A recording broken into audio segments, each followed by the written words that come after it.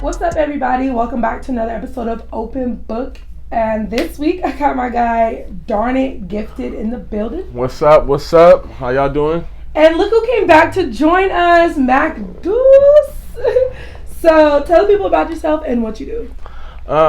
So of course I do music.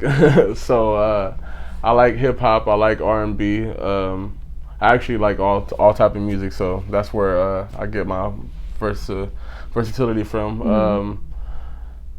I'm from Pasadena. That's where I was born and raised. Okay. Yeah. So that's where I was born and raised. So I've been out here in Victorville for about probably longer than 10, 15 years. Oh, which I like it out here. You know, it's cool out here. It's a different vibe. But yeah. You sing too? I wouldn't say I sing. I would more say I harmonize. I do got some singing songs. You can hold a note. You know, I can hold a note. That's what, I'm not. I won't lie and say I can Chris Brown some stuff. So when because I was sure about to put you to the test. Oh don't put me to the test for sure, because I'm not gonna pass that. Mm-hmm. So when I do music, I like to if I am gonna try to sing, I just try to stay in the keys that I know I can hit. You know, just practice. Yeah, you get there. Practice. So who are some of your influences? A lot of people. I mean, influences like that are in the game today. Of course, J. Cole, Kendrick, Big Sean. Okay. Who else? You know, I even listen to underground artists. You know, people that's barely coming up in the game. You know, but those are my two favorite. You know, J. Cole, Kendrick. Of course, your vibe kind of gives that off too, just a little bit. Who or what got you started rapping? I would say I started rapping at 9, and that was my uncle. You know, my uncle was, J. Moo. I don't know if y'all know J. Moo from Pasadena. Yeah, maybe. But he really got me started. I seen him and his clique. They used to all be in the studio and stuff, and that used to inspire me. I mean, I always was a kid a kid that liked music, but. When I started seeing them in the studio, that's all I wanted to do. I wanted to hop in the studio, and they used to deny the hell out of me. They used to play around, and I could sit around in there, but so I started to do my own thing. But that's probably really who inspired me. Okay, and so you also have a clothing line. Mm-hmm. And what's the clothing line name? So right now we're just going with it's my brand. This is me right here. So when you see this goes with me. So what's this Darn It Gifted, so that's what I'm. Yeah, it's Darn It Gifted clothing. Okay. That's what I'm gonna leave it right now. Okay. I'm gonna do a couple of different designs. I actually got a couple of different designs already, but this is gonna be the first one that I want to push out. Mm-hmm. It got a big meaning to it. Of course I go by Gifted. Darn It Gifted. So with the box, it was just that's what it is. It's a gift box. So I wanted to do a halo around it. And I guess some horns on it. Okay. So it's good and evil. Right. Yeah. You're doing the double plan. Okay, so tell us about your name, Darn It Gifted, and how you got it. How I got it. I love when people laugh before stories. It better be good. It's a good story. Shit. I was from a group. LMKFAL. I don't know if that was you. Mm-hmm. You used to play. I got that shit on my.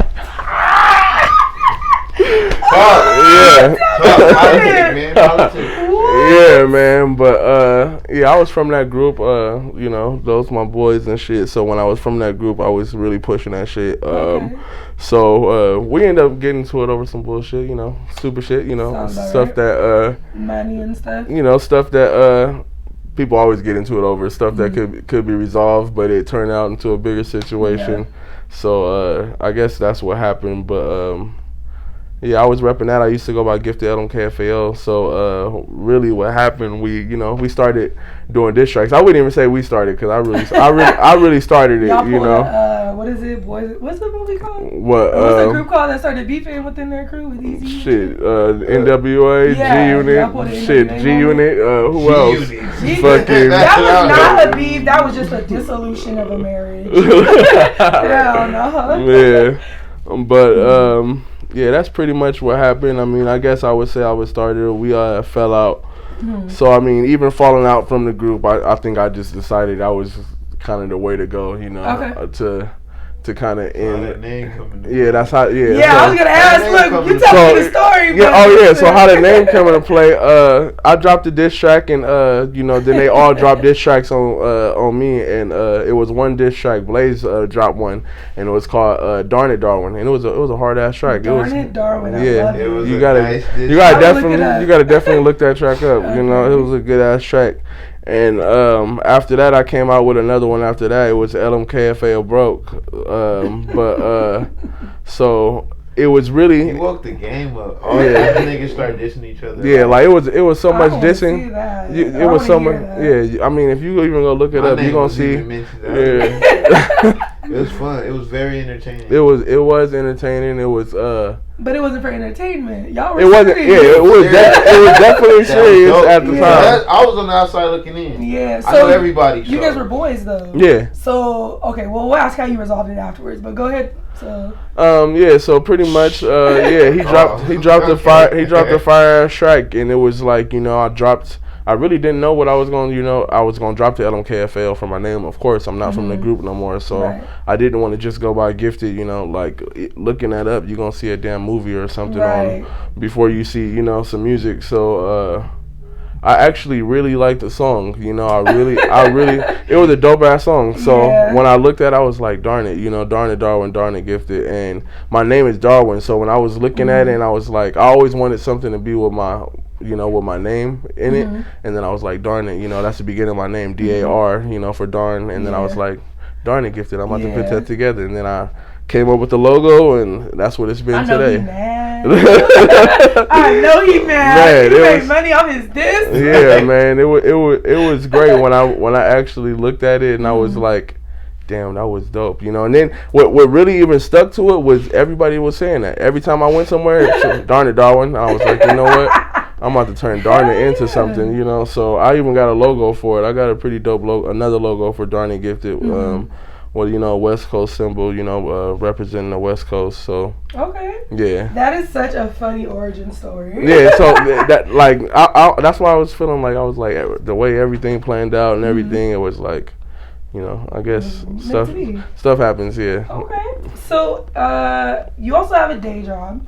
How do you balance that in your rap career? Because with your day job, you got to be gone a lot. Yeah, I'm definitely gone a lot. But since, I drive, I drive trucks. So it kind of make it to where I wouldn't say I'm on my phone all day rapping. I wouldn't. I definitely would say that I'm paying attention on the road. But it gets times to where, I could be playing a beat. Like my mind is, I'm focused on the road. So you can listen to music. So that's what I do. I play music all day and I listen to music and I figure out stuff I want to say. I go through feelings, I go through thoughts and stuff like that. So it's kind of good that I actually am working one of those jobs rather than I'm working a fast food, where I can't be in my phone or I can't go play a beat, all I'm doing is riding. I'm still on my own time. I'm working for somebody, but I'm my own boss at the end of the day. I choose when I want to drive. So I wouldn't say it's hard. I think the actual job is hard. Truck driving is, it's a hard job, to be able to drive that far and to make sure you're safe. You're not out here killing nobody. I don't think people realize how dangerous these trucks is, by cutting them off. Yeah, the way they drive and shit. Yeah, I mean, but that's the thing too. People see it on the 4-wheeler side where they don't understand. It takes forever to slow down. We paying attention to a bunch of different things, we paying attention far ahead. So it's a lot of things that, people don't understand about trucks. They be all up on our ass and shit. So all right, let's get back to the music. Or talking about music. So you have a pretty big fan base. From the comments I was reading, I think you guys have like 91.3. Yeah. I mean, fans or whatever. I think one of them I seen, it was under Pop something or 90 something. 90K records or yeah. Shout out 90K records. Yeah, because they had you guys up at like 1 point something. Oh yeah. Oh, you talking about Hype? You talking about Hype? With you and T.Y.? Yep. Yeah. You talking about the platform Hype? Talk about. Shout out Hype too.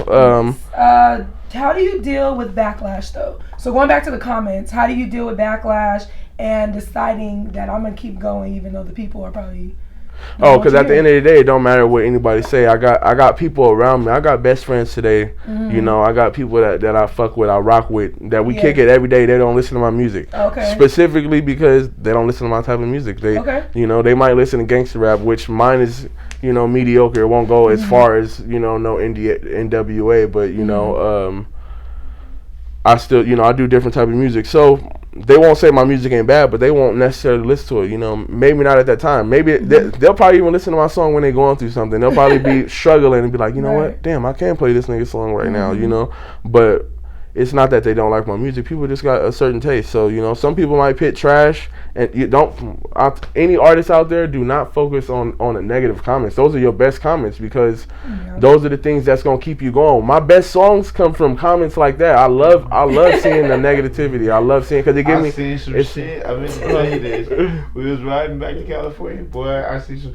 Like, I was in Facebook jail, so by the time I got out, I went back and looked at like a whole bunch of shit that everybody shared of mine, and I was just reading comments and just tapping in with everybody. I stayed tapped in with my supporters. I don't even like calling them fans. I call them supporters. So I'm tapping in with my supporters, and some nigga lived overseas, and everybody was just like, "What the fuck is this?" And this that mumbo shit. And I was like, damn, the lyrical, miracle, biblical, spiritual shit is coming, my nigga. Just hold on. Have some fun. But I loved everything, every part of it. It was really fun. It was just, all this shit is fun. Yeah, that's another thing. You know, people will call you. People are actually listening. It's the people who don't listen at all. I'd rather you call me trash than not listen. Yeah, I'd rather you listen. Right. Yeah, because you gave it a chance. Yeah, and then have to like it. Don't always just choose. Like don't always like give it a chance. Base your like off a certain artist off of one song. You know, I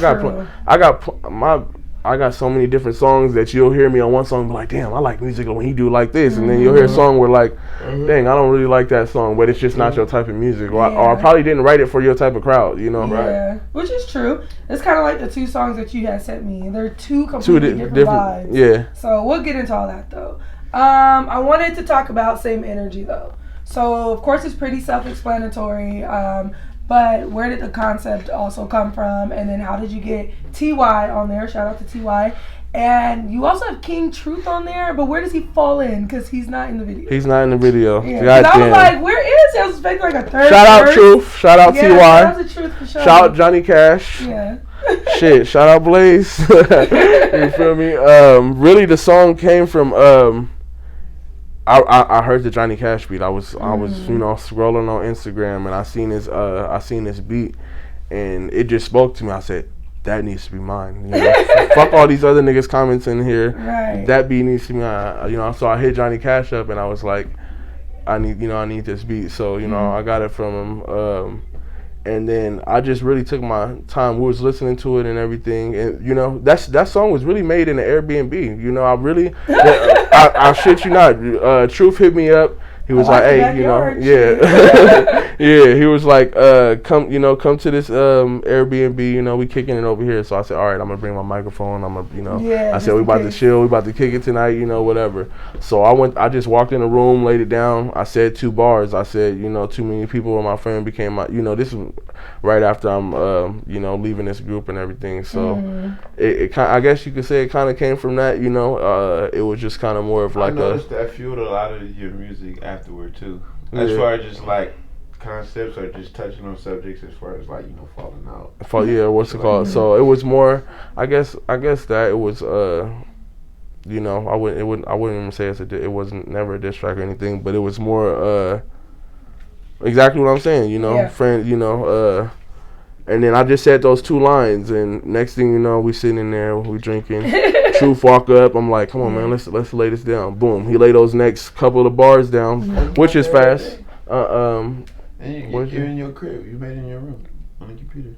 Oh yeah, that's when we re-recorded it. But the first time we recorded was at the Airbnb. You know, so he laid that part down, and then I just boom. I was like, I know what I want to do on the verse. You know, so I knocked out the verse real quick. I sat on that. That song was actually supposed to. I was really gonna try to send that to King Los. you know. So I sat on it for about a month or something, and Ty was just like, "Nigga, fuck you." You know, we got a grip of songs.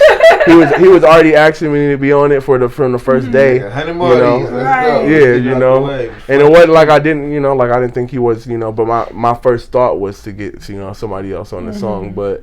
After I was like, you know, I know he gonna kill this track, you know, so I sent it to him. He knocked out the track, and then, boom, we hit the studio. I mean, we hit, you know, Blizzard up, and we was like, we about to record this video. And you know, it's funny, that video right there is recorded in the Cahoon Pass. You know, I don't think people can tell. You know where that McDonald's is right there? Yeah, it's recorded right there. What? You should have been there. Yeah, Truth. You want to know? You know what? Okay, yeah. Where does he fall in? Because was he in the background vocal? Or something?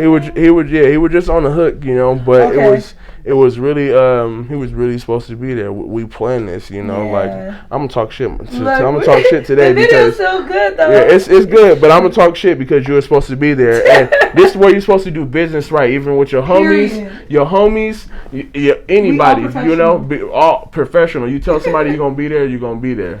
So you know, we all sat there at 3 a.m. He recorded the video he was like, hey, come to my video. So I said, all right, I'm gonna pull up on your video. I pull up, they shooting the video. I said, the song was already done. I said, hey, y'all want to shoot the video tomorrow? I said, you know, so then I'm like, I'm going to book it right now, whatever. So we get to doing the video. He like, I'm going to be there for sure. You know, I'm going to be there for sure. We get, me and Ty chilling. We getting ready to head down there. This nigga Truth is not answering the phone. So he didn't answer the phone the whole time.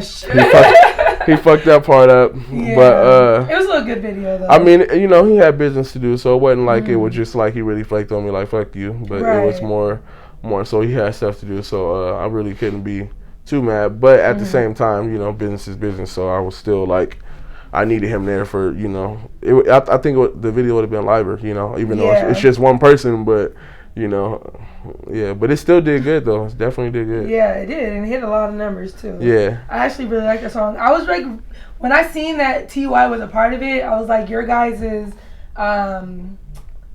not vibes. I don't want to say vibes. Like, I guess you can say cadence of rapping is really different. So I was wondering like how that was gonna mesh together, but it sounded really good. Yeah, so. we got a couple of songs together. Yeah, I was actually scrolling through YouTube and I was like talking. I was like, fuck, I want to play this song. Talking to me, so I'm gonna listen to it after though. Yeah. But I want to talk about Haven't You Had Enough? So I want to discuss a lyric that I was listening to. You said, if I speak on my people, I'm labeled a coon, but if I speak on real shit, then I'm labeled a fool. I'm thinking that's supposed to be backwards. So can you explain that to me, or did I say it backwards? Oh, okay. Bad about the people, like black people. Yeah, if I speak on my people, then I'm labeled a coon, and if I'm speaking real shit, then I'm labeled a fool. Oh, okay. Because look, that made sense. Right. Because I was like, we're not gonna sit there and call you a coon for speaking on us. You know, right, I'm thinking it for us. Right. So okay, never mind, JK. So I was really like, what? So let's explain that. So obviously it's inspired by the BLM movement, but can you give us a little more background on the video and okay, on that bar or just more on the whole thing? Just a song, yeah. Just a song? Okay.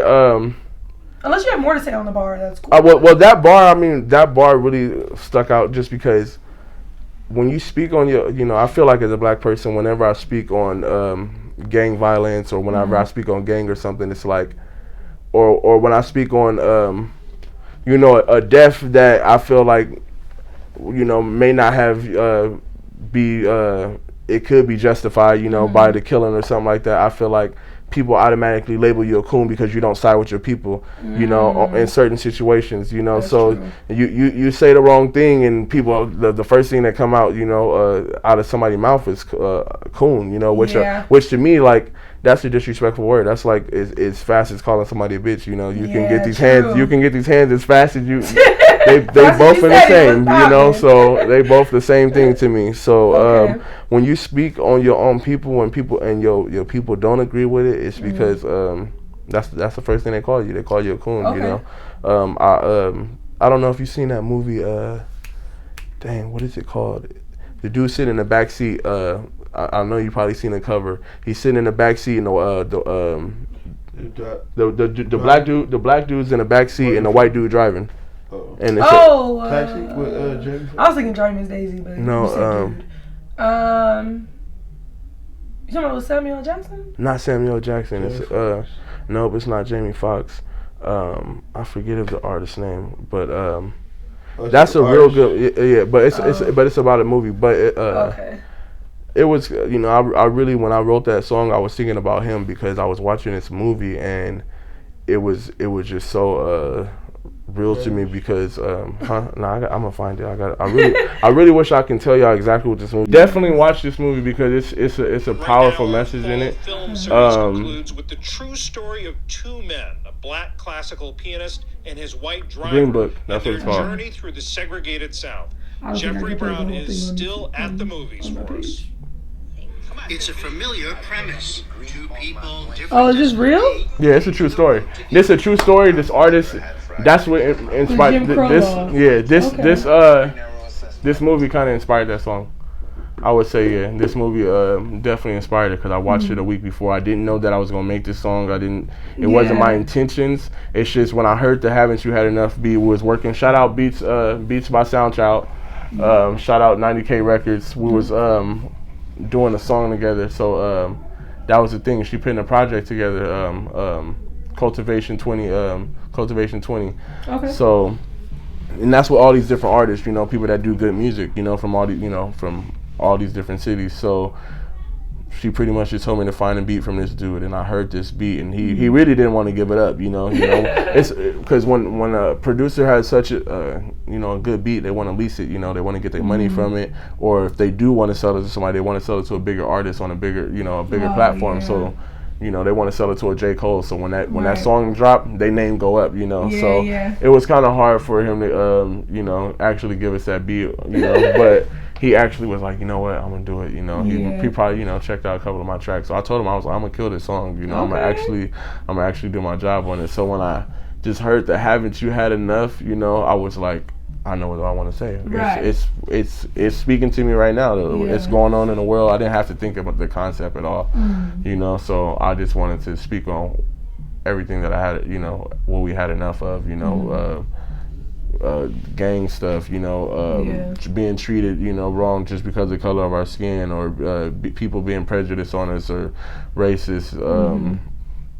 Yeah, I definitely wanted to speak on all that. So that wasn't really a hard song to write. I just wanted to word it right and do my job. Okay. Well, it was a dope ass song. The link's gonna be below for sure. That was actually one of my favorite. I probably listened to it like 3 times. That's when I noticed the line and I was like, what the fuck? So yeah, we good though. All right, so take us through your process of creating a song. How do I create a song? First, I gotta find a beat. I have to vibe with the beat. The beat has to talk to you. If the beat is not talking to you, you're not gonna talk back to it. It's simple as that. You know, I don't care if it's a beat that is dope. I got beats that I go through every day that I'd be like, damn, this beat is dope, but it's not talking back to me. You know, so I might move on. I might come back to it. I might be able to talk to it later. We probably couldn't have a conversation then. But that's the first thing I do. I find a beat, and then I get to listen to that beat, and I'll probably be mumbling, saying nothing. You know, in my head, I might be like, oh, that was a word, or whatever. But really, that was a word. That was a word. but really, I'm mumbling, and I'm sitting there, and I'm trying to find my tone of what conversation we're about to have, what the beat want to say. Like, I got a song, I Can't Wait. I don't know if I sent you that one. No, you didn't. Okay, that one wasn't fully mixed yet. That one's probably, I like that song. But songs like those, the beat will talk to me where I'm like, I know what it want, I know what it want me to say. So after I figure out what I want to do with the hook and stuff, I make sure I remain on topic. I want to make sure I remain original. I want to make sure that it's me. I'm not saying nothing that I don't really, feel. Okay. Living your lyrics. Yeah. Okay, so I'm gonna play a game of Would You Rather, and I didn't make yours so bad because I was like, I don't know how I'm gonna vibe. All right, so would you rather know your future or change your past? That's deep. Right.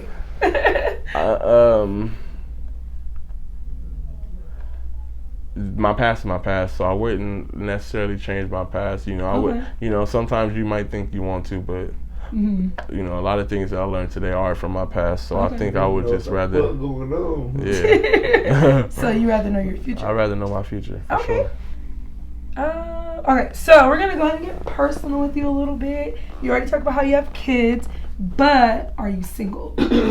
No, definitely not single. Okay, so where's she at? Like, what? Oh, she don't be on my, she don't be on my stories or my. No, she Minding her business. Shit. Yeah, She minding her business. You know why? Because it's a presentation thing. It's like, I mean, you can be in a relationship with even some of the type of music that I do, like with, my ratchet songs and stuff like that. You don't really want your relationship out there. You don't want motherfuckers hitting up your girl because they like, ooh, I'm gonna try to hit this nigga's rap, this rapper's girl, so I can make a diss track about how I fucked on this girl, So you don't want that. You don't.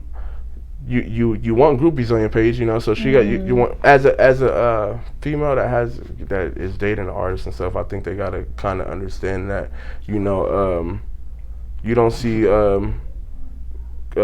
Chance the Rapper's wife in every last one of his music videos, or you might see him post the baby and stuff like that or whatever, but it's not a constant thing that you want to show people on your relationship. If you got a relationship, you got a relationship, and then you still want to attract people to your page. You don't want people like, oh, he got a girl, I'm not commenting on his stuff, or I'm not or It's crazy, all of you that I've interviewed, aside from maybe 2 or 3, are about the same too. Like, they don't like, their girl understands he won't be posting me, so they're okay with play like you're single, let the groupies come to you. Simple fact is, in music you're gonna have groupies. You need groupies. You do need groupies. You they got help. it. I'm the other way around. Of course you are. I'm in 100 relationships and I'm posting them all. They all get posted. And he's You're serious. Yes. None of that. You know how many different girls I seen on his Facebook this week? It's not a game. See, I can't. I couldn't do that. I couldn't. Yeah. My baby mama beat my ass. For sure. But she's your girl, not your baby mama. I know, but I'm just my girl. But your queen, man. Yes. Definitely my queen. She definitely, it's a difference between a groupie or just some of these women. You need to learn how to treat both of them. Yeah. I mean, if you are gonna be doing stuff out here, you treat your queen like a queen. Okay. And when it's time for you to be right and settle, that's what you do. So, how long you guys been together? We've going on almost 2 years now. Okay. Oh, it's serious. Yeah. We got a kid together now. Just one? Oh, okay. And you only have one kid or 2? Got 5.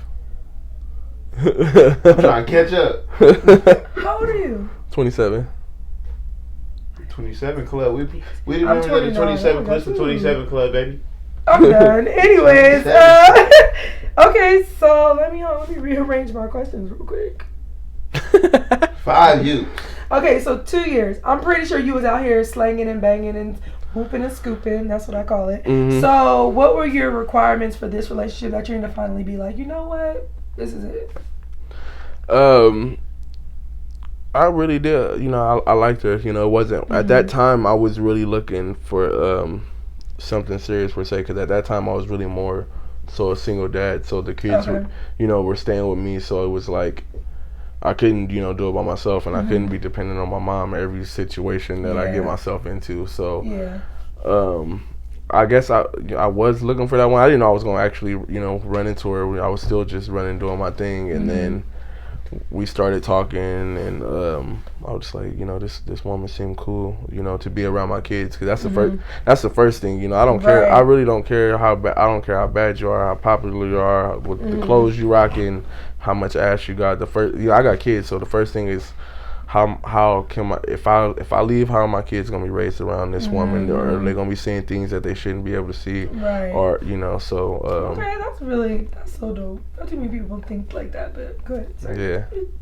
So that was definitely my first thought. So when I seen and then another thing, when we finally started talking and really got serious, my kids started getting attached to her. I was in a relationship, before that, and a little one before that too, for a couple months, and my kids weren't really vibing with those. It was kind of like But with this woman, it was something different. So yeah. And your kids know what's best for you, man. Yeah, they do. They know what's best for you. No matter how young they are, which is crazy. Okay, so normally I'd be like, so how do you approach someone? But how did you approach this situation, or did she approach you?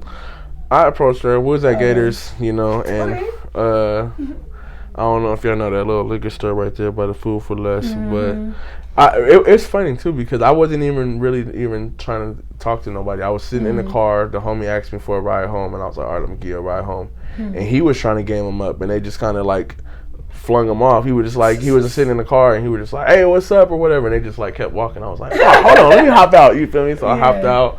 And then, and then boom, I got her number and shit. We was talking a week later, and then I kept going over there, and then next thing you know, shit, I was moved in and fucking. Okay, sis, I see you. Look, all right. So, how do y'all keep it spicy in the bedroom then?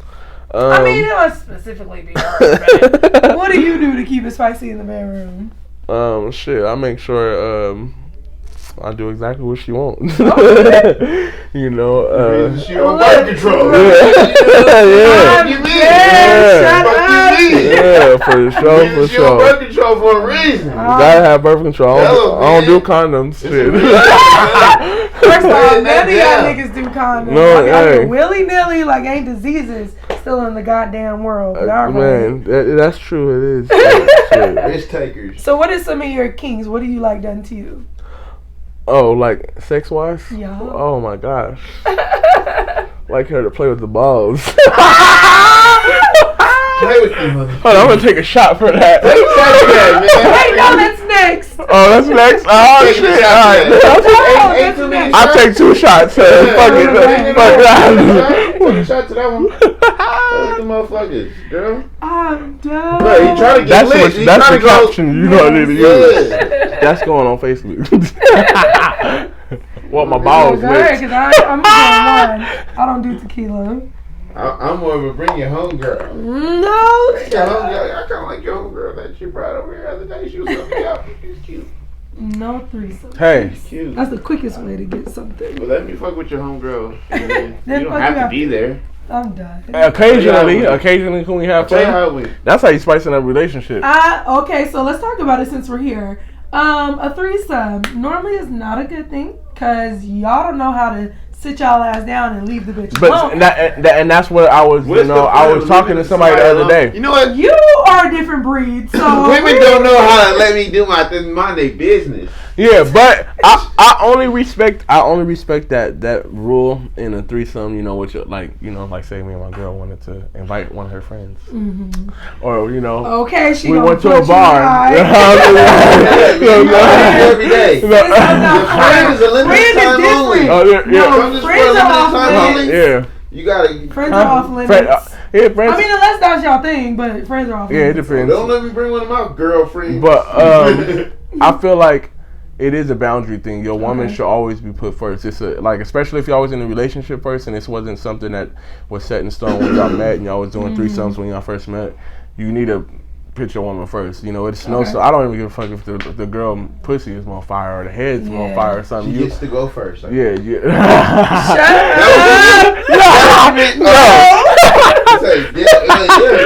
with your shot. Get you out the way. Get you on out the way. I feel like you gotta you gotta know where to set your boundaries. You gotta remember that this is your woman. This is your queen. She's allowing you to she's instilling this trust in you to be able to do that. So if you got a little knowledge, wisdom, I see you. Yeah. I know the game. If you want to play that game, your woman come first. Now if she feeling jealous, I mean, if she want to if she want to cut the chick off, I done seen the homies who in their relationships with their wives, and they got a girlfriend, and next thing you out, she out in 2 months, and they got another one around or something like that. It's because the wife didn't vibe with her or something. Y'all both got to be able to vibe with her. She got to be able to have a relationship while you're not around. Yeah, definitely. Do you believe in polygamy? To a certain extent, I do. I feel like in the world we live in today, polygamy can make you very successful if you do it right. That's a different way to look at it. make you I've successful. never heard that. What is really, I don't really see the other thing for a polygamous relationship to have two women around or two guys if you guys aren't looking at it on a business standpoint, you know, because okay, drop some gems for us.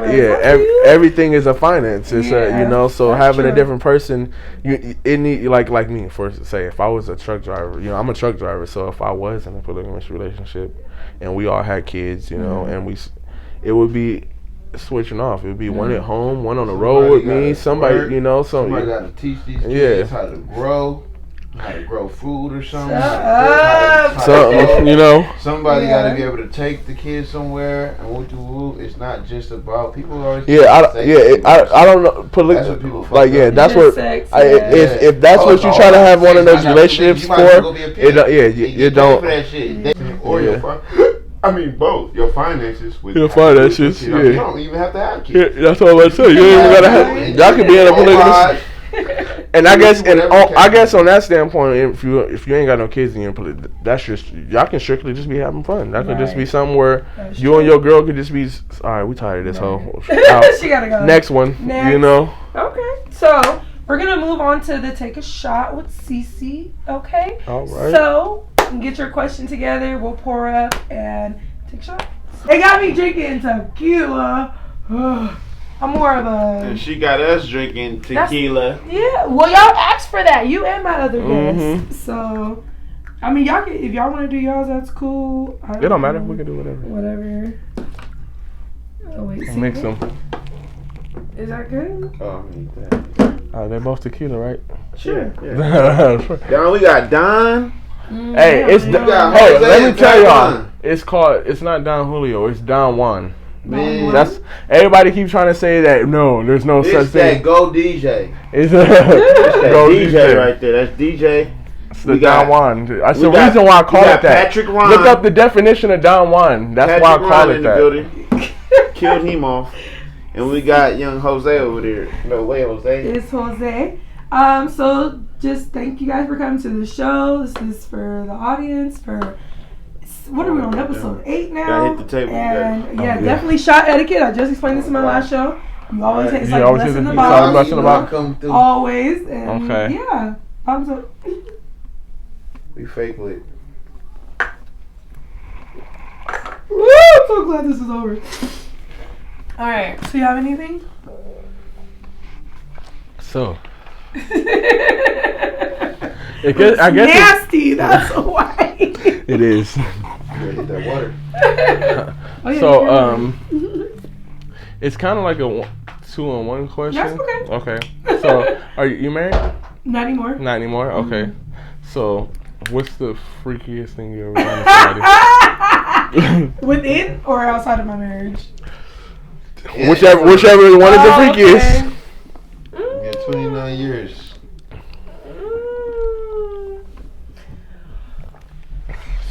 She got some stories. Yeah. I fucked in the backseat of the car when my friend was sleeping in the front. Yeah. With my ex-husband. Yeah, it was easy. It was a nice size car, so you know, I don't have like any like crazy ass like spit in the mouth type stories because I started learning about that shit after. I just heard a story about some spit in the mouth. Something I am like new on.